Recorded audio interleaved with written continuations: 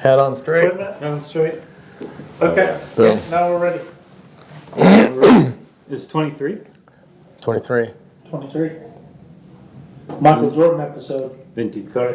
You should Oh, feel got it? privileged. You are the Michael Jordan 20 what? episode of the show. My name 23. is Jordan. What do you too. got? Oh, Yes! 23. It's only fitting that he's I the mean- Michael Jordan of the show. I used to think that I was going to be like him because my name was Jordan. And basketball. Oh. Did you play basketball? Yeah. Oh, we The should get. size of his Hey, hands, of course I play hey, basketball. you know what? Let's Didn't let Tom notice the start size of his before we hands. get into this. I'm sorry, Tom. Yeah. I apologize. It's all right. I started the show without you about the guys. size of his hand. Yeah, I What didn't about even the notice size of that. his hand? Secret. Secret. It's a secret. I can palm a ball. That's what she said. Enough said. There you have to go in. Oh, wow. Oh, now we're rolling. All right. 23. All right, ready? Okay. All right, we're back with episode 23. And as always, we've got Gunny Matheson, Throw the show. The famous. Joe Schmidt, and myself for 23 for our Italian friends. 23.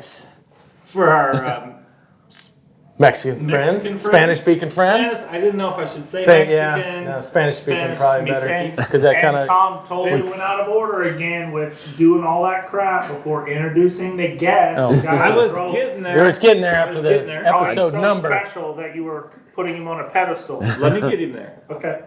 And our good friend Jordan Larson. Thank you. Thanks And for having me. And special I'm guest. honored. Honored.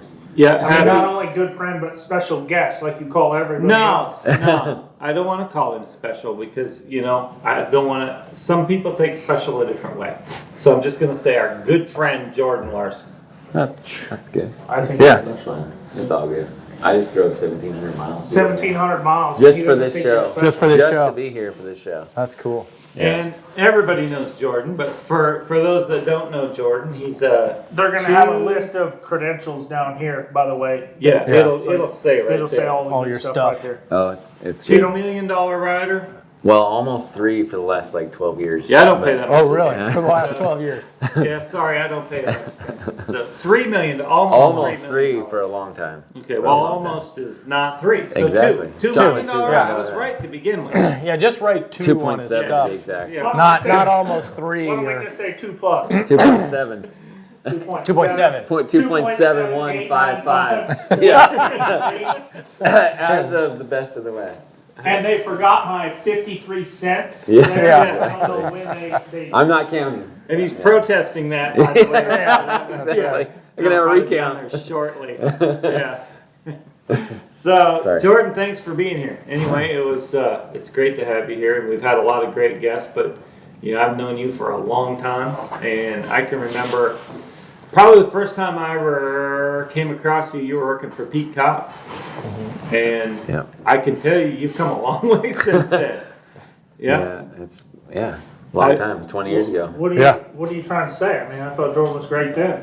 No, Jordan was he had a lot of raw talent at that point in time. But I've watched him. I've got to watch Jordan progress over the years from that point until where he is now. But Well, so did we. yeah, but I don't know if you were paying attention as much. Nah, probably not. You're right. We know Tom wasn't paying attention. Yeah, no, I was actually paying a little bit of attention. But Jordan, how'd you start? Like, how'd you start in the horse business? Was your family in the horses? My dad's a horseshoer, and my mom, she stood some studs, and they did some of the halter horse stuff. So as a kid, I grew up around horses, but not any real high-end, show horses like we are, doing today. But I wasn't really exposed to really reining until I was probably 10. Where'd you grow up? Northern California. And were you there you went through school, high school, and all that in Northern California? I went to school occasionally, and I was there until I was 10, 11. And you were homeschooled. Correct. Yes. Correct. Makes a lot of sense. Yes. Yeah. Yeah, it's starting to be a clearer picture now. My daughter Carly's homeschooled. Well, I homeschooled too, so I can say that. Yeah. Yeah, one of Yeah. those. Well, I could read quarter horse news and the Rainer pretty well. Yeah, that's all you needed. That's all you need. I could read the stats, the equistats. So how old were you? How long did you live in California? When did you move out of Until I was 11. We moved out of California when I was 11 to Wyoming. Okay. I'm not sure still why, but we did. And you Too many played people in California. Too many Yeah. people, too many taxes. Yeah, so I moved back. Yeah. and you played some sports growing up? A little bit, yeah, some basketball and just, primarily focused on horses. Basketball, huh? Yeah. Yeah. Well, I knew you played basketball because you've actually played with us a few times. So I knew there was basketball in the background, and based on how well I see Cash is doing on Facebook, all the stuff he's doing, I assume Taylor's a pretty good producer. Exactly, yes. Yeah, definitely got She's his the athlete of the family. Yeah, for sure. For sure. Yeah, no, they're doing good. And did you have horses as kids? Did you have a lot? I know your dad was a horse shoer, but did you have the opportunity to show in open shows, or did you ride at home? How'd you get rolling in horse showing? Yeah, I mean, my parents did like the quarter horse shows and the halter horses, so I went to quarter horse shows. They were showing against like Greg Whalen back then in California, so we were showing quarter horse shows, but then I think I didn't really get exposed to anything other than 4-H probably till I was a little bit older, until we moved around. We moved around a little bit. We moved to Wyoming, and then we ended up moving to Missouri, and that's where I met Kenny Eppers when I was 14. I got a lesson with Kenny for my 14th birthday, and honestly wasn't excited about it because I didn't know who Kenny was, because he wasn't in the Rainer at the time. And then once I found out what he was all about, he's the one that really turned me on to hire, experiencing what it's like. But I did some 4-H and some quarter horse shows and stuff and struggled, but never really understood. He took me to the fraternity when I was 15 to clean his stalls, which are ironically the exact same spot where my stalls are now. Yeah, So, that's kinda funny. cool. And Kenny was at the top of his game. I mean, Kenny was as good as anybody. Yeah. So So he's sharp as a tack. If you need advice now, Yeah. he's very smart to go get help from. yeah. And you've always said that you learned a lot from Kenny. Yep. No, he was awesome. I would work for him at the fraternity. I cleaned stalls for him. And I tell people this that work for me all the time. Like, I cleaned stalls and I never got on the back of a horse except for to walk it around. And I was thrilled to be there. And that was when in 96 and 97. So that was like Skeets Peppy and Smart Like Juice. He showed those two horses then. So turned out to be pretty famous horses. And I got to be the guy that brushed them before they went in. And I was proud of it. And it was an awesome opportunity. It was really awesome. Interesting fact about Skeets Peppy. I was at the fraternity that year in the stands, sitting next to a guy they called Skeet. And he thought that was his Peppy showing. He said, "That's my Peppy." Yeah. Shout out to Skeet. Shout out to Steve. Shout out to Skeet. I don't know. I don't think that's true. Alcohol was involved in that story. I don't know if it's the alcohol consumed tonight. Tonight or or back then, then. yeah. it was back. Yeah, then. because how many people named Skeet? Yeah. Well, in Oklahoma, there's a few. Probably There's a lot of few. skeeters. Yeah. You So guys pick on Skeeter, anybody yeah. Skeet? You find a few skeets in I'm Oklahoma. telling you what, if you guys pick on me and Skeet, we'll track you down and kick some butt at the fraternity. So, I had a brother Skeet, named Trap. and that horse was owned by Von Zimmerman. Yep. Von And Zimmerman. did Jose own Smart Like Juice at the time, or did somebody? No, Vaughn owned him when he showed him as a 3-year-old, and then Jose bought him the year after that. And Okay. at the time, paid a lot of money for him, and I got to be there for that, and that was a big deal to me. Jose and Ed Fear came and bought him when he was That's a right. 4-year-old. Yeah. Ed Ed Fear, Fear. yeah. Great guy. Eddie Fear. Yeah. Great guy. Great for the business. Unmistakable laugh. Yeah. Yeah. 100%. Yeah. That's right. I forgot Great for about the that. business. And he was always a big, well, I grew up and went to a lot of shows there in the Midwest, and he was always a big part of all of that, for Yeah. sure. Yeah, he was. So, and you were 15 at that time. Yep, 15, 16. I was born in 81, so 96, 97, 15, Yeah. 16. I was Yeah. born there too. Same day, Uh-huh. a year later. Same day? Special day. I know his birthday. Huh. Well, that's, I don't Without know. even working at it. Wow. Boy, two couldn't have been much different. Same day. That's true. Congratulations, Jordan. You win. You win on the birthday. You got the better year. Just so you know, they have me here so they can constantly throw me in the dirt and feel good about themselves. Yeah, pretty much. Little do they know that I don't care, and our viewers of the show like me better than those two jackasses down there. Yeah. Gunny's a great friend. He's a We great won't friend. tell them Yeah. about all the emails we've got. Yeah, that's right. That's right. What about that Gunny, you know? Yeah, and his feet. Yeah, and his feet. I'm gonna get tired of this pretty soon, you guys. No, you won't. Yeah.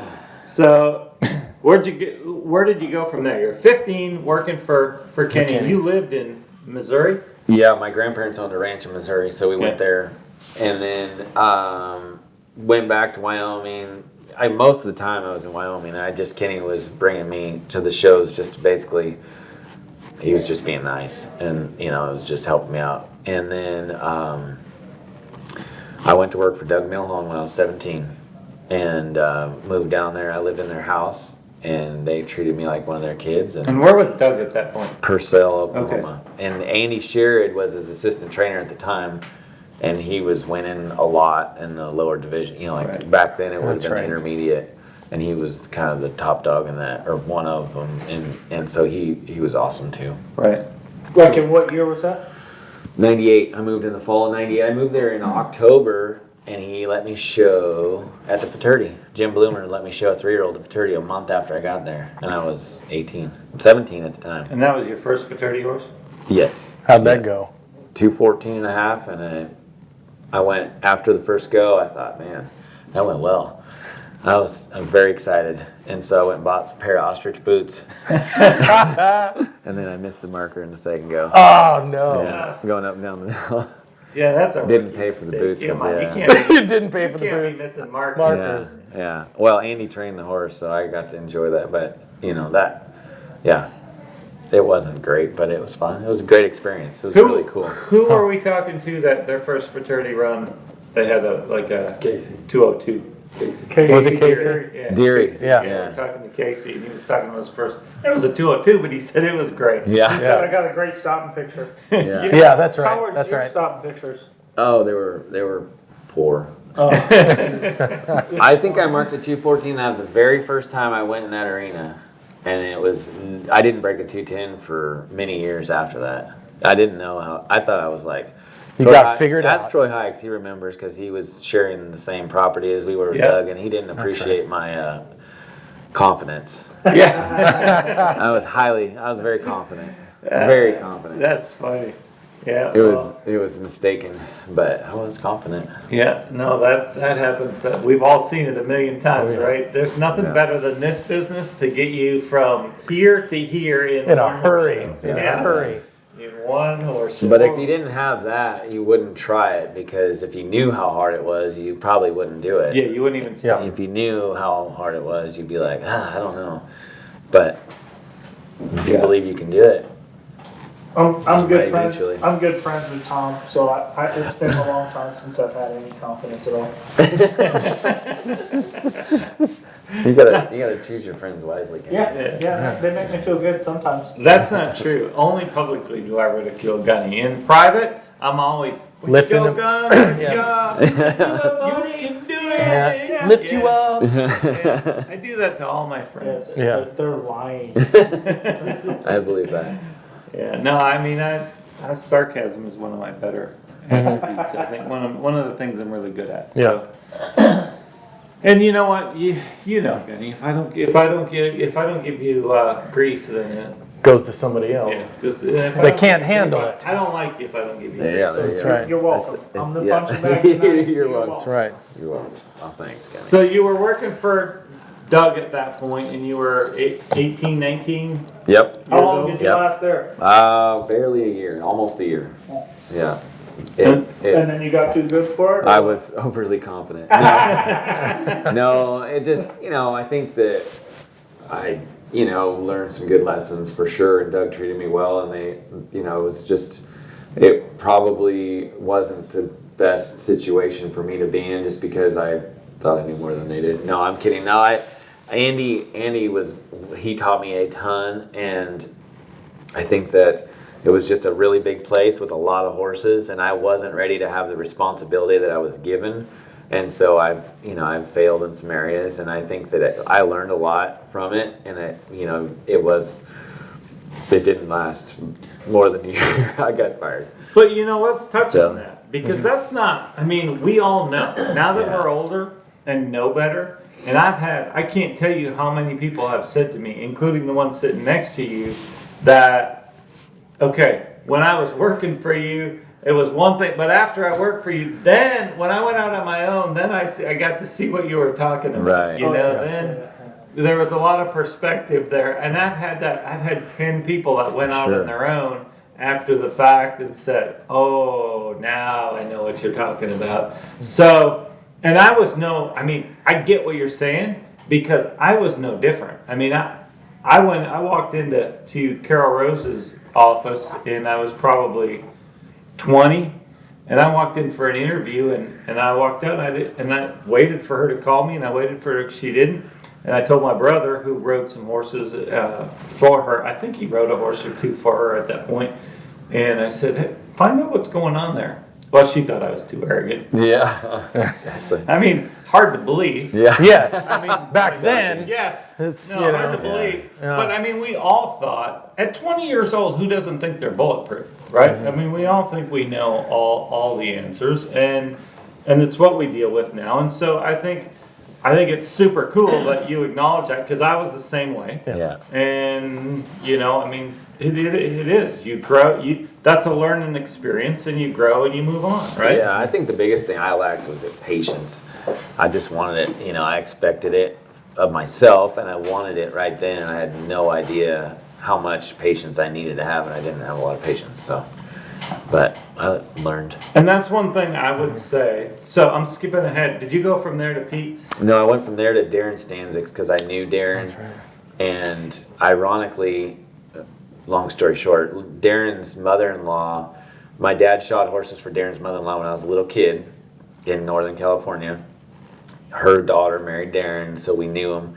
And I had gone out there for a summer when he had, I worked for him when he had Chocolate Chickalina, but when he was 3, I went out there. So I went to work for Darren.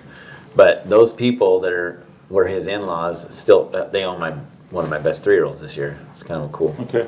Wow. But anyway, so I went to Darren's. So you were at Darren's for A year.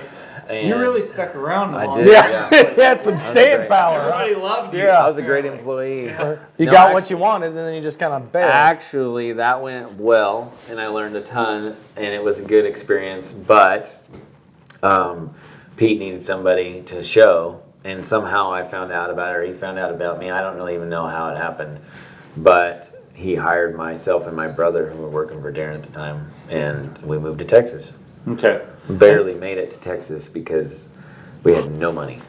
Yeah. Literally no money. We were making nothing, and it was all we could do. If it wasn't for my parents, we wouldn't have made it.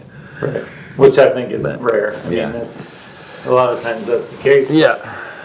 So that's where I started following you a little bit, and that's where I really saw you from Pete's.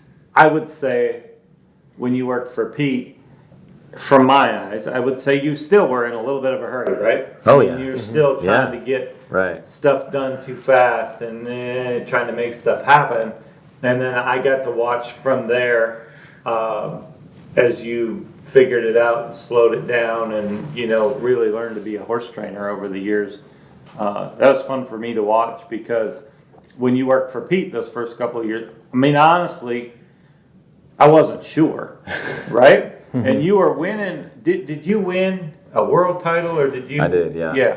I'm done it the hard way. Well, I showed her, but I showed Amber and Oak for the limited Oh, open Amber title. and Oak, that's right. But Pete let me show that the hard way a few times when he couldn't go.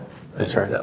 That was cool. Yeah, and obviously we all knew you could horse show, but I didn't know, at that point in time I wasn't sure about the horse training, and as time went on, it was fun for me because I don't pay attention to that many people, as you guys know. But I've kind of watched you grow and develop over the years, and I can remember you were on your own at this point, but I can remember you and I talking at the NRBC. And you probably don't remember this, but we were in the show pen, and I said, we were just talking. I said, well, what's your goals? What are you thinking? And he said, well, I want to win the fraternity, and I want to win this, and I want to win that, and I want to be the #1 rider, and I'm going to do all that stuff, and I'm going to win as much as Sean did per year. And I'm like, wow, those are big goals for somebody that hadn't won any more than. And all of a sudden, he did all that. You know, he did all of that, and I remember it because for me it was kind of cool listening to a younger guy that just said, hey, I'm going to do all this stuff. And honestly, I'm thinking, yeah, you don't know. It's not going to be like that. And then it was. Yeah. You know, I mean, you just made all that stuff happen. I don't know if you remember that, but if you do, where were you in your career at that point? I don't remember that conversation. I remember a conversation when I made the open finals for the first time, and we were walking around, maybe in the Mansion Arena at the NRBC, and he said, "Did you make it?" And I said, "Yeah." And that was the first time I made the level 4. I was level 4 eligible only because I had won a lot of money in the lower divisions, and I don't think I'd even won a paycheck hardly in the level 4 ever. But because of the way it works, I won a lot of money on lots and lots of horses, but not on a level 4. And so I made the finals, and you were probably the first person, the first conversation I remember having that you congratulated me and were really, like you made it to the. Look at that. Well, That's a nice big. guy. Well, Man. it was on a major vaquero. It was on a major vaquero. That's why. That makes sense. That's exactly It was what I was on. getting at. Yeah, I'm like, how Great does memorable this? I had a affair. clue. Oh, I yeah. congratulated you. If you were riding No, someone else, he was all right. Pretty He was genuine? pretty nice. Yeah, Huh. it was. But it might have been it because I was on it was memorable all affair. But selfishly motivated through major vaquero. he did say I That's have a right. full sister that I have at the house if you want to come See, look this at is- her. Yeah, you want to come look at it? I got for sale. I think it'll fit you. There was an angle there. Yeah. This is No, what it I have felt- to deal with. This it is felt- what I have to deal with, Jordan. I mean, there's Jordan, very few don't- people I that get it. know how nice a guy I am. You And can Yeah. ask these the people peanut got help. gallery. Don't think for 1 second his thoughts were genuine. Yeah. Okay, I'll believe you, Danny. But it seemed. Peanut That's gallery? awesome. Huh? Oh, goodness. That's awesome. Always genuine. She's Always. always genuine. That is so supportive. So what year was that? That was in 2006. 2006. And what year did we go to Mallorca? Not Mallorca. 08. 08. What am I trying to say? 2008. The World, no, Correct. FEI. Minervio, Italy. Minervia. Yeah. Minervio, Italy. So we went to Minervio shortly after that, and I can remember what was the name of the horse you showed? Lena Gallo. Lena Gaia. Yeah.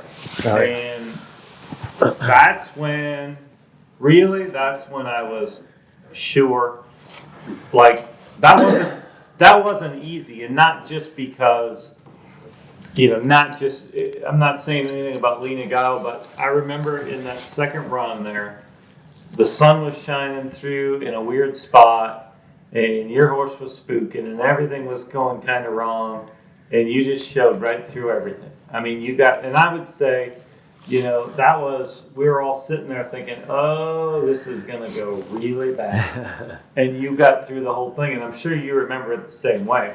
I mean, you got through the whole thing like as good as you could, and That was the first go. Was it the first Yeah, go? that Was the first go, and I barely made it. Yeah, I was 220 in the first go, and it was rough, but the sun was shining very brightly through the glass. Yeah, It was that hard to arena is see. kind of weird how the Yeah, I couldn't light even see comes the down. other end of the arena. We had to run in. Yeah, that's right. That's right. That was the first because we got. I don't want to bring it up, but anyways, yeah. Yeah, that was was really a bad day. Well, you know what? I would like to go back and look at the tape because We could do a recount. we definitely need a recount on that one because I don't think personally we got a silver medal there. Personally, I don't think we got Home cooking. We're in Italy. We Little got bit meat of by home. Italians. But I mean, congrats to the Italians. Yeah. Yeah, Good Good job, way to Not go. taking anything away. Gennaro couldn't even speak English back then. That was before Gennaro Yeah, could he speak didn't English. speak English. He was on the gold medal team. Yep. And now he's learned how to make commissions. The first word he learned how to say was commission. And then after that, it all came natural. Yeah. And then you came back and won the gold medal in the individual, right? Right. And that actually had a funny story because that morning we went out to do our paid warm-ups in the middle of the night, and they were cleaning the stands of the Coliseum, and they had a bunch of black trash bags. People were picking up trash in the stands, and I couldn't get my horse to the middle of the arena. I mean, could not get him to the middle of the arena. He tried to turn tail and run out the other. I mean, he was scared to death of the people. I could not do my paid warm up, and just couldn't do it. So I took him out, and I was quite disgusted. And I just galloped him on the little makeup pin outside. And I went back to the hotel, and my wife was about to have a baby, so she's in the hotel sleeping, and she was pregnant with our first child, Cash. And so I go, I'm schooling him, because next week we're going to show for $150,000 over there in Mallorca, and he's being terrible. And there's no way he's going to show. And she goes, you got to have a little faith in your horse. She goes, you've got to be kidding me. Like, I cannot believe you have such a bad attitude. And so I pulled it together, and And you went, you're right, honey. You I'm know going to what? change my attitude right No, now. I didn't change my attitude there, but I decided when it was time to go that I was going to go and horse show, and he was great, and he was awesome. I had a 1-point penalty, and he was still 228. He was awesome. He has to throw that in there. Yeah. I would have been even fine. better. No, he was Gold awesome. medal. Yeah. I was giving him the gold credit. medal. I was You know giving what? him the When he credit. was talking about when he was 20, I still think there's a little bit of that in there. Yeah. Well, you know. 228, a 1-point penalty. and, Yeah. you know, I would have been even better. 31, and I'd beat him by 8 points. Yeah. Oh, well, you know. But I that think- was fun. You and I have been on 3 teams together. Yeah, I believe so, and yeah. So we've been to. That's the thing we've talked before, that this sport has taken us all over the world. Yeah, it's awesome. And I remember the fun part for me about Mallorca is we'd all go out to eat together, and I was the only one that could speak Italian. So Yeah. I was ordering for everybody. Yeah. Hey, let's go here. We got to go with Tom. So they had to go. They had to be my friends there. Yeah. that was really, cool. Tom had an entourage. Yeah. It was his dream. That was really nice. Tom, You know? oh, Tom, you I remember have me? friends. Yeah. Yeah. They wanted to eat. They So had to be who my else? friends. Yeah. Wait a minute. Who else was on that team, and are they still your friends? Pete Kyle. Craig Yeah. And Schmersel. yes, and Craig Schmersel, and yes. So Yeah. Really? Who's Yeah. still your friends? everybody's still my friends. Yeah. Huh. Yeah, I made sure they all ate whatever they wanted to eat for the most part. A few things maybe I didn't get perfect, but yeah, that was fun. And then we went from there to Mallorca. Yep. And Mallorca was crazy, huh? Because that was we showed in that little bullfighting ring. Yeah. Who won that show? Ian Funk. Yeah, that's right. On what horse? On a little Linus Tellis' bay horse. She won the world. They paid us in cash.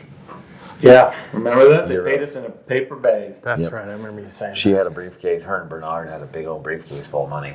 Yeah. I think it was like 50,000 cash or something.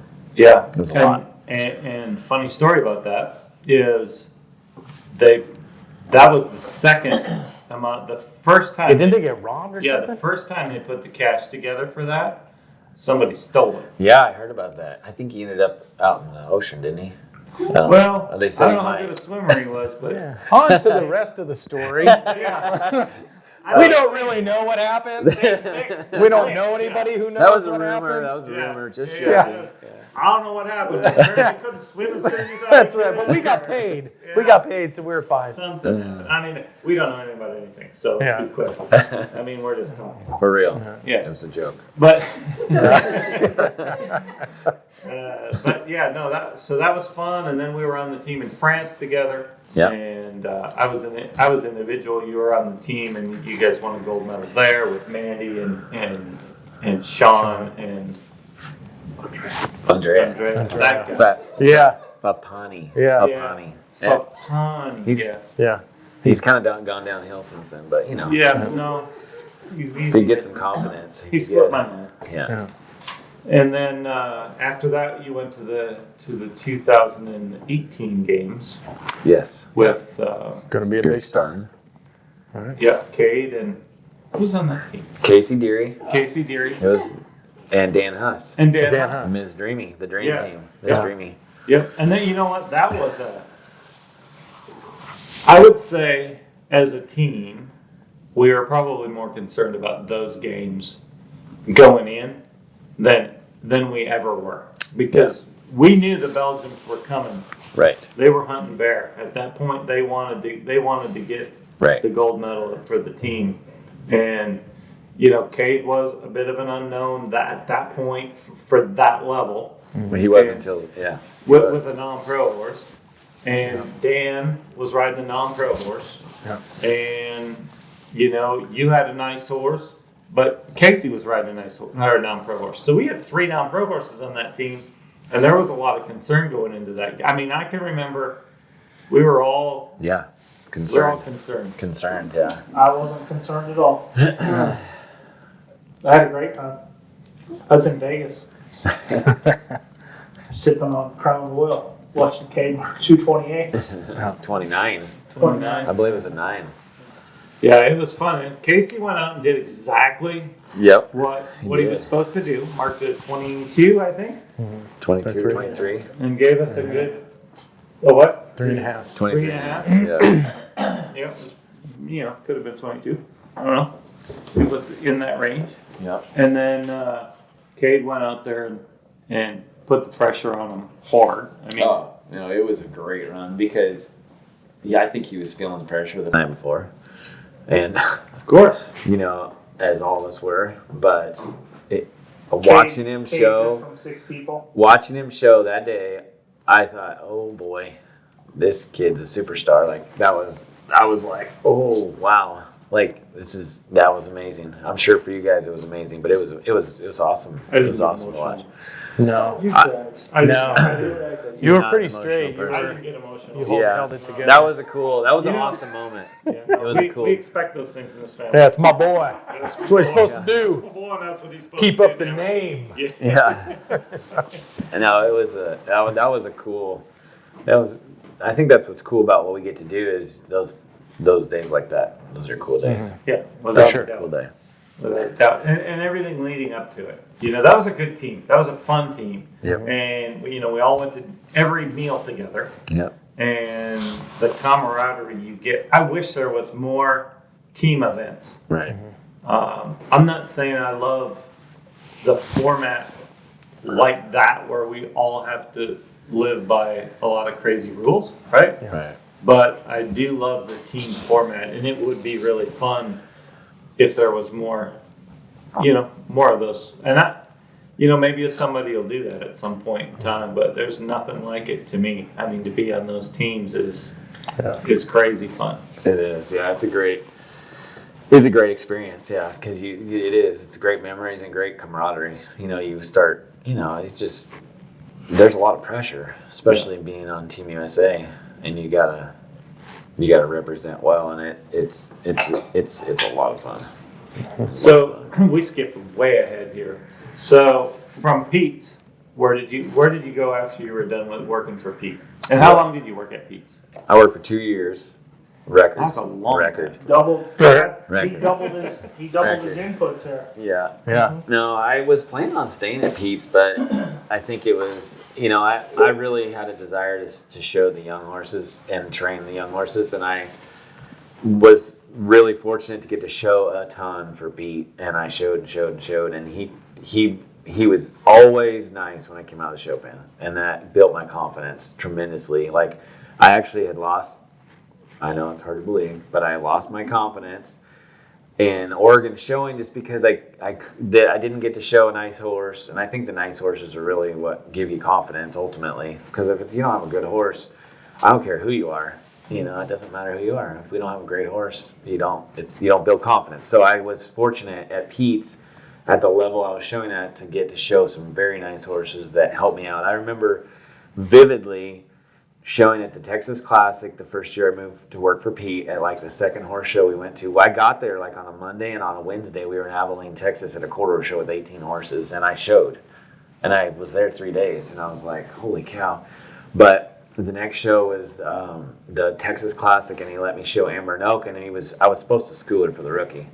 But it was like, wink, wink, you can, school her for the rookie, for Lisa Mayberry. And I remember running to my first stop, and I closed my eyes because I hadn't had a horse stop for me in the show pen. And I said, whoa, and she drug her butt. And I was just like, all right, I can do this, And then, she was she was really special. She actually just died this summer, but she showed and showed and showed and showed for me, and was pretty good the whole time. Yeah, now having the opportunity to show her and win the world champion and show her all year, how big was that? Well, it's huge because Lisa, foot the bill for me to get to go do something that didn't really do much for Lisa. She did it for me, and it was huge for my career, and it was huge just the opportunity, to get to show a horse like that. And then Pete, I drove all over the countryside and got all kinds of great experience from it, and to figure out how to get a horse shown twice a weekend for however many times we showed was challenging, really challenging, but she was pretty good all the way to the end. Yeah. And to get to that I learned a lot from that. Well, and fun fact, I beat Jordan at the Congress Limited Open on a catch ride when you were showing Amber and Oak. So that was I think the first and last time I've ever beat Well, you. that figures. So that was a while ago. Somebody else trained it. That's good to know. Yeah, and I got That's on good to and- know. It's good to know. Yeah. Yeah, and then I just went in there represented and beat old $2.75 million rider. Yeah. It was pretty Joe? Technicolor. Technicolor. I remember all Yeah. that. I showed against still Technicolor Yeah. that year. Yeah. Yeah, that was a heated little race. Heath Herndon. Yeah. Yeah, he couldn't make it, so You showed him. he I called the forgot big about gun, that, and yeah. I was like, boom, do it. Yeah.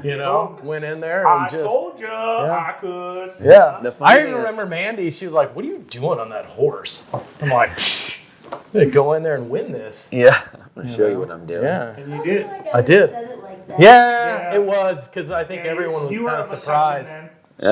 She doesn't really understand her tone, does she? No. It's all about the tone. It's all about the tone. Yeah. She's like one of those baby rattlers. She can't really control the venom. Oh, whoa. That's kind of Whoa. true. Yeah. That's There's hurtul. a lot of tone out there sometimes. for sure. A little shade would be enough, but sometimes it's a lot of shade. Yeah. Do we need to talk, Tom? You want to talk about that now, or you gotta I feel like keep it's going to better bed? to I've- on my you- side, that's all. I feel like we've talked about a lot on the show. So. But going back to what you said earlier, I think everybody should know. It doesn't matter who you are. You have a few bad runs, and your confidence is everything. When you're on the top of your game, you just marked a 209. Give me that some bitch because I'm going to go mark a 218 on Yeah, or absolutely. 220 on. Yeah. And you feel like it doesn't matter what it is, Right. you can mark it. And when it's going bad, there's been plenty of times where I've been walking pattern. I've got halfway to the middle thinking, man, I'd sure like to be able to just walk right out of here. Yeah. So, that being said, has it gone bad for you, Jordan? And what would your score be on what would your bad score streak be if you were on a bad score streak? Yeah. How many 217s have you marked in a row? And then thought, I can't do this anymore. Yeah. I need to do something else. Well, They're picking more at than me at I this point. would like to. Yeah, he got in a little say. rut. Okay. And he couldn't get I out. had 6 or 7, 217 and a half. Dude, At least, He- at Yep, least you 7, broke out. right? You broke out. Yeah, he Yeah, finally oh, broke yeah. out. You broke this year. out. I hit You- the shit out of that. He marked Yeah. 19 and a half, and we celebrated Yeah. like it was a new year. Memphis. You Yeah. had good stuff in Memphis. Yeah. No, I finally broke through the ceiling. Yeah. No, I think it's worse when you know what it's like to be at the top confidence wise and just run after run after run, and then when you have a little streak of it not going well, it's tough. I think it's harder than when you're starting out and you mark 217, you're like, okay, I gotta mark a 219. But when you've marked big scores a lot, Well, 28. it's like, can I do this anymore? Because, like I said, I've been at 2.7 for a little while, and I think a lot of it has to do with you have to believe that you can. You have to force yourself to believe you can and keep working hard and figure out what it is that, I have to, in my own mind, it's a constant battle to try to say, okay, I know I need to get better, but I can't take away from the things I did well, and what got me to where I was. But it's hard. It's not easy. Right. And for me, I think one of the things that you do the best is horse show. Right. I don't know your process to get your mind in the right place when you walk in the pen.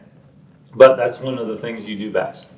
And so tell us, what is are you thinking, so Gunny, for example, a week before the horse show, this is a great one. I mean, he's always telling me how great his horses is. So I know And that I have a plan, and I'm confident in I my know plan. that's his. That's where he's at, and I'm a little bit the opposite. I'm always like, this isn't good enough. This isn't good enough. This isn't good enough. It's not going to work. And then right before I 30 minutes before I walk in the pen, I go, okay, boys, here we go. I'm gonna make this work. Right. So what's your process?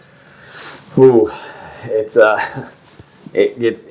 it's complicated, but it's complicated. It's complicated and simple. What I try to do, I mean, you really want my process. What I try to do is at home, I try to, on my best rides, I say, okay, what did I do in the 3 days leading up to this ride? Yeah. Why did he stop so good? Why did he turn good?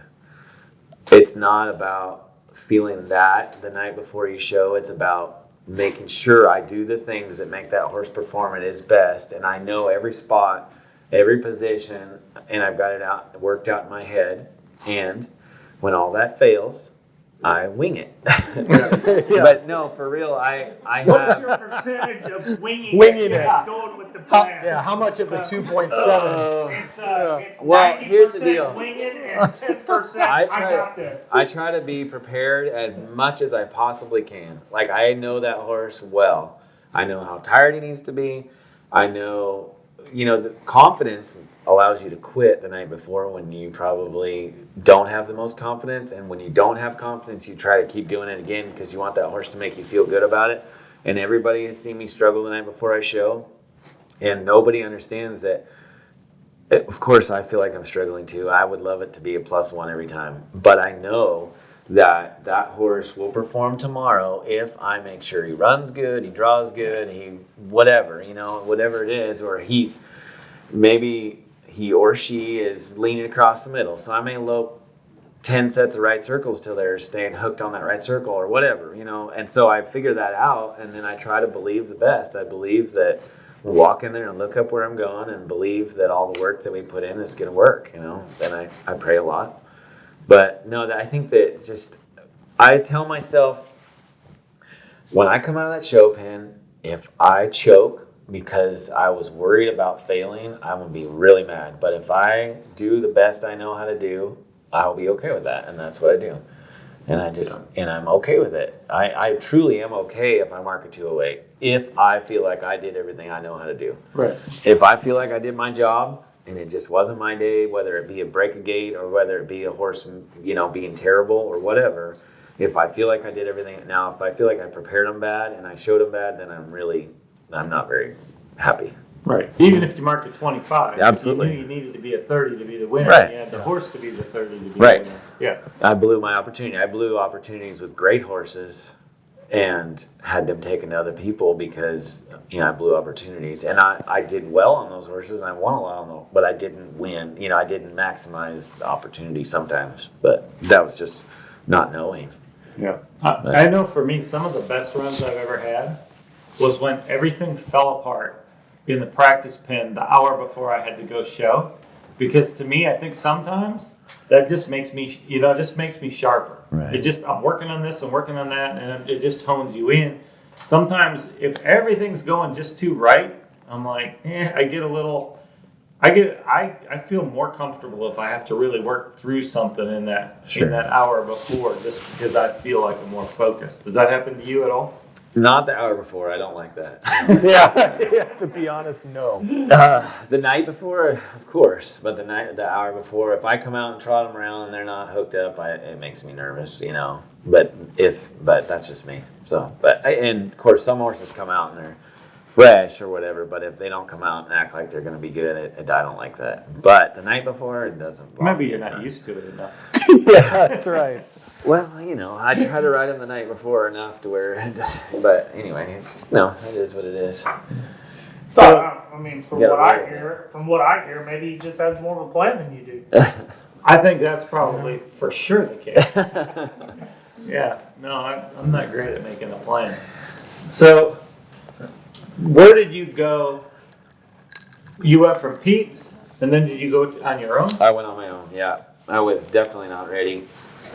Definitely could have used a couple years at a person who was training young aged event horses. And I knew that too. I was aware of that. It wasn't like I didn't, it just because of life circumstances, I went on my own. But Yeah, but I also think that some of the lessons that you learn on your own, some of those struggles, they get embedded deeper whenever you learn them the hard way than when somebody tells you how to learn them. So, true. But I was never around anybody that was at the top training a horse every day. You know what I mean? Like Pete was doing well and he showed horses that were mostly we showed trained horses. We didn't train a lot of horses there as much. He did make the finals of fraternity and stuff, but it wasn't, the program was not geared around training No, 3-year-olds. You know what I mean? There's a big difference. And I was never around somebody on a daily basis that was making the top 5 of the fraternity on a daily basis for the whole entire 2 years, you know, the 2-year-old, 3-year-old year.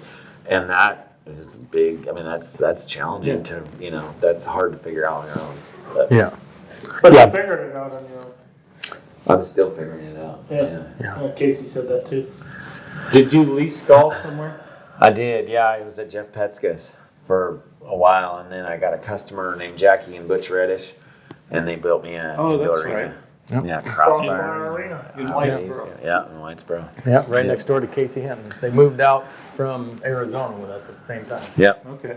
they were awesome. They helped us a lot. So how old were you when you bought your own place? Ooh, what was I? We moved into the ranch in 2010, so I would have been 28.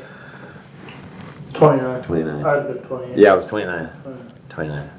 29. And Yeah. you bought your own place. You built. It was basically when you bought it. It was a house and some stalls, right? No stalls, just No house. stalls, just no a house, no house. Just land, a driveway, and a hay barn. And a lot of That's it. pipe fence. A lot of pipe fence. Like 5-rail Yeah, pipe fence. Because a it lot was, of nice it was pipe Hamilton's fence. place, Bob right? Hamilton, yeah. Yep. And then you built everything. You built the house and the Yeah. stalls. And arena. Yeah. Yeah. Yeah. So Taylor did most of the hard work. I just of course that's how it she works. did all the important part. Yeah, that's how it works. And then how long were you there? We were there until what were there? We were there 2010 to 2017 8 years. or 18. 18. Yeah, 2018. From 2000. So what do you think? So you went from renting stall. When you were at Butch's, did you rent stalls? Yeah, we rented. Yeah. Okay, so you went from renting stalls to owning your own place, and then you had to worry about keeping the tractor running and all the equipment and fixing all. Tell me, how was that as a transition? Oh, yeah. It's challenging, but it was also exciting. You know, it was fun to be. You know, I think it's Carl Lambert years ago was a customer of mine, and he told me, he said, if you own your own place, it will change your perspective on how hard you work because you have to. And he was right. And so, yeah, I think it's a challenge, you know, but it was a good thing. It went well. I mean, I think it went well, but God was good to us, and we won a lot of stuff that if we didn't win, we would have had a hard time, you know. So if we'd have known how hard it was or how expensive it was, we probably wouldn't have done it. But we did. So, but it worked out. Well, and it's always a good feeling when it's your own place. For me, anyway, it's a good feeling when you have to fix the tractor and you can. I mean, Yeah. It's like, oh, I can do that. And Right. you know, there was, for sure, we've all went through times where it's like, okay, they're not going to turn the lights off for another month. Oh, I know. I'm Yeah. good for a month. No question. Yeah, there's some scary moments. And I mean, Tom told me one time, you know, if you have to make it work, you'll find a way to make it work. So you say, if those horses didn't perform for you and you didn't win that, you would have struggled, but you knew they had to, so you made it work. I mean, Well, yeah. I just never really thought about it when I was showing. I tried not to, well, for sure, but but subconsciously you probably did, and Yeah. it gave you that kick in the butt. But you didn't win when you were showing.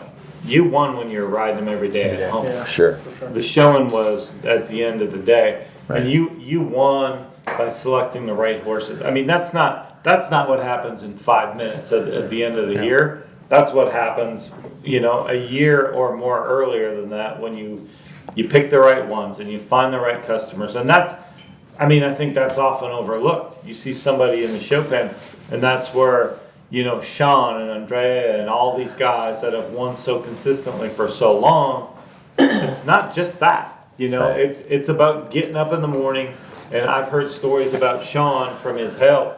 He'll get up in the morning and get on an airplane, fly somewhere, look at a horse, fly home, and coming home from the airport, he'll say, settle this one, and this one. And, he'd ride them until midnight and get them all. If that's true or not, I don't know, but that's, I believe it. I believe it. When Sean was on the top of his game and on his roll, that's the one thing in common with everybody that's been at the top of the game is nobody's outworked them. Yeah. Nobody, whether it be No, it's hard. Yeah. Whether it be Andrea. Andrea's one of the hardest workers in the business, Right. and that's the one thing in common. And I know my own kid. He's not working so hard right now, but last year, he nobody outworked him. Yeah. Nobody outworked him. And this year the same thing. He busted his butt all year. Now he's picked up golf in the last couple of weeks, before the fraternity. He's trying to improve his golf game, which he has, and it's won us, kind of a little bit of money the last couple of weeks. So I'm good with that. And I think that's probably got, if you look at over the course of the next 10 years, we're going to win a lot of money. But playing golf. Yeah. That's a given. Yeah, I feel good about that. I thought you were going to be serious for a second. But, I am serious. Okay. I think there's hundreds of dollars in this. Yeah, hundreds. Hundreds of so, dollars. Of course, for the next 10 years. On the $1 a hole, yeah. Yeah, but what do you do? So speaking of that, I know Casey, he likes to golf and do fun things. What do you guys do for fun? We chase kids around. Yeah, take them to you're sporting at that events. point. Yeah, but no, we get to. One of the cool things about living where we do is we are near the mountains and the beach, and we've been to the beach and we go to the mountains, and probably not as much as we'd like to, but we get to enjoy that. I like to go hunting, which I don't get to do very much, but stuff like that. But I'm very content, in my daily life, seeing my kids ride or go do sports and stuff, and Taylor and I get to go and do fun stuff. But so I haven't been to your new place, but it looks amazing. I've seen pictures. It looks beautiful. Thank you. Yeah, it's beautiful. And so you're close to the beach, close to the mountains. What do you do? Like in the beach, I know what you do. In the mountains, is it just warm all year round where you at, or what's the temperature? Well, we have really mild weather where we're at. In the afternoons in the summer it gets hot, but every morning is cool till about noon. It's a great temperature, and then it rarely freezes there where we live. But as soon as you head towards the mountains, you just start climbing from out of my driveway, basically. Her mom and dad live probably 1,500, 2,000 feet higher than we do. And it's much, they get a little snow and stuff. We didn't hardly get any snow. So when you drive to the ski resort, it's 45 minutes or an hour or something like that. Go snowboarding or skiing. Oh, that's cool. Yeah. So you got snow in the whole. Yeah, oh yeah. But, right now it's a little tricky with the virus. Yeah. Well, there's no virus on the mountain. Not in that's snow. true. Snow kills it. They say snow kills it. I Yeah, think. for sure. No, they said summertime would have killed it. Yeah. Well, I think Yeah, it's well, switched now. It's snow Yeah. kills it. Now it's snow. Yeah. If you're out there by yourself snowboarding, you snowboard or you They ski? said it was I supposed ski. to be dead Yeah. November 5th, and it's still here. Yeah, exactly. The election was supposed to kill it. No, I ski. Taylor snowboards and the kids cash snowboards, but we have a good time. Now, how have you liked moving back to California from being here, being in the mix with everybody? Now you're pretty isolated out there. How's that been working? I think there's pros and cons to it. There's no question that the challenge of living here keeps you really, really at the top of your game, I think, because every horse show you go to is very challenging to be successful at it, and I think that, not that it's not out there, but it's just not the same, obviously. Yeah. But honestly, I am kind of a person that likes to like go away and focus and then come back. You know, I don't want to, like, it's easier for me to do that. So I think it's been a beneficial in that way. I don't think I mean, it's busy. We're busy. We have more people coming to our ranch in California by miles than we did in Texas. Right. By tons. Like, more, you know, of our customers come to ride, and just people are more engaged, I think, in their what's going on with their horse. Whereas in Texas, people just, you know, were like, how's it going? And But you weren't taking, the last couple of years in Texas, you didn't have non-pros, right? Right, I did not really, but had plenty of years where we had, when we went to Futurity in 2014, we had 25 horses, and I had 7 or 8 non-pro Futurity horses, or maybe 9, like we had a lot. So, yeah, I think I tried not doing non-pros for a while because I wanted to just focus on the 3-year-olds, but I think that it's important to have a little balance, you know, in your business, you know, basically, and I think that it's been good. People have been really nice out there, and people are excited. You know, I think it's just a different, you know, people love their horse and they want to see it be successful, whereas people that just send their horse and send the check want you to win or nothing. You know what I mean? It's win or get rid of it. That's not the case out there as much. It's we want this horse to be as best it's going to be, whatever that's going to be. And I think that there's good and bad to that. Sometimes you need a better horse, but also it's really cool that they love it so much that they're willing to stick with that for an extended period of time. So, but they still want to buy, you know, they're buying young horses and wanting to buy Derby horses. And I think it's good. I think that Texas, to be honest with you, I didn't have a lot of Texas customers. Over the years, of course I did, but most of my customers were not from here, and most of the people who want to buy me horses were not from here. And I think that it's mostly the comp. You know, we're all competitive with each other here, but you know, I think it's just like, you know, Todd Bergen. You know, I think he has a different lifestyle being in Oregon than he would if he was here. You know, but Yeah, for sure. you know, it's hard to get away from work when you got to When that's get on a all plane. everybody does here. Yeah, when you got to get on a plane to go skiing, it's a lot harder to do it rather than, you know, to jump in the car and go do it. But not this, I mean, there's no perfect, I mean, we still have to work our butts off, and I still want to win, you know. It's not, that didn't change at all. Yeah. At all. And how long did it take you after you moved there to start to develop that clientele? Because I'm sure, you know, like anywhere, it's a progression. I mean, you get one non-pro customer, and then you get another customer, and it just builds over time. Did they, you know, I mean, so you were probably for sure the most high profile guy to move out there, right? You've won the Futurity, you've won everything.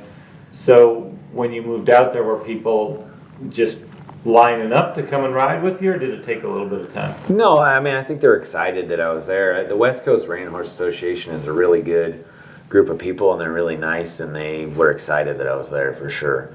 And, you know, they treated me really well, and all the trainers, everybody was really welcoming. And no, people didn't line up to ride with me necessarily, but we've had people want to come and ride with us, but it wasn't like, you know, we had a line out the driveway, no. But it's been great. I mean, people have been really supportive, and, you know, I think it's just we're trying to compete at the major events, and so we're going to all the major events, and so people that want to do that, you know, seem like they want to try it with us, so it's good. Right. And personally, I'm glad you're there, because I think every part of the country needs a top level trainer. I think it brings the whole area up. Yeah. You know, Sean being in Ohio, Right.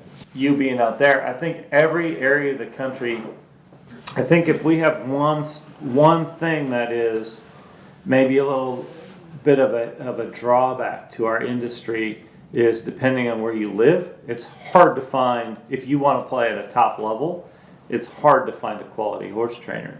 Right. And, you know, I think having you there, I'm sure there's some other trainers that come and ride with you from time to time to try and up their game. Yep.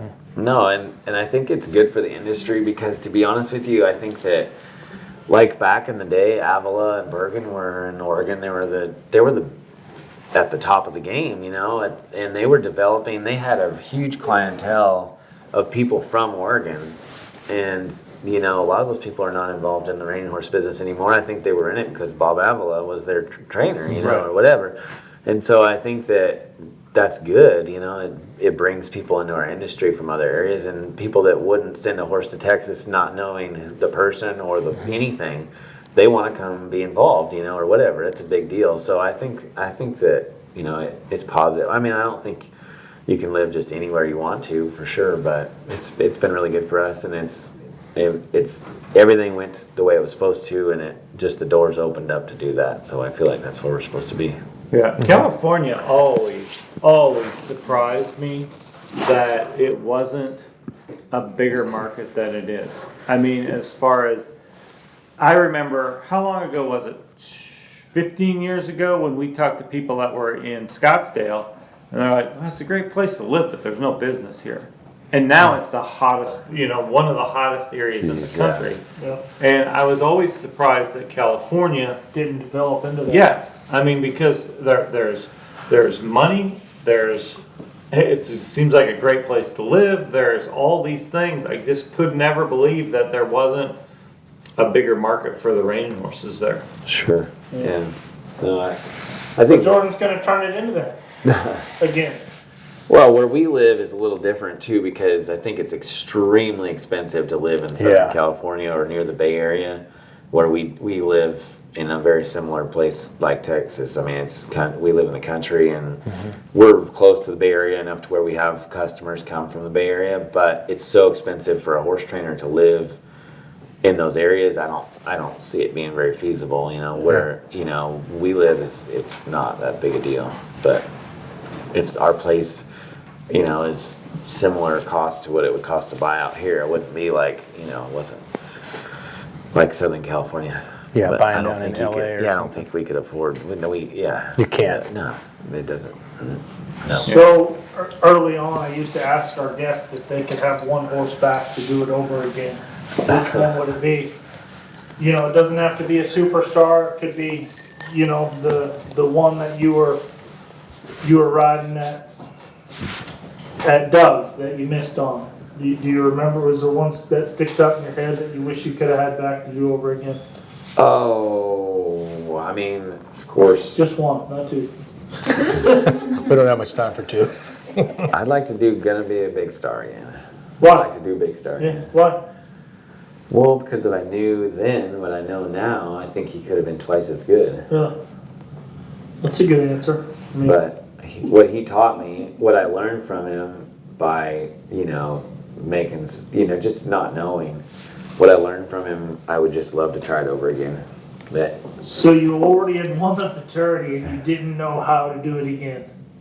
well, I just think I could. I do mean, it you better. did, because you did win the I fraternity. could do it. It could do a better job. I could have done a better He'd have job. won it by more. Yeah, Yeah.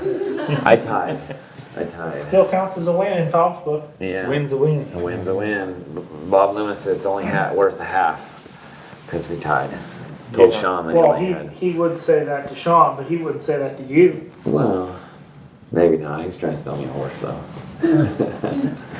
Yeah, No, I'm kidding. Yeah, no, I don't agree with that. So a win's a win. No, You yeah, no, won it the first time. I'm very thankful for it. I'm very thankful for it. Yeah. No, I'm not unthankful for it. I just, you know, that you have Was that it- mentality like you could have done. I could have done a better job training. I could have. Well, I saw you have some huge runs on Big Star. Was it Eventually. those runs eventually that made you realize you had missed earlier on, or Yes. yeah, Yeah.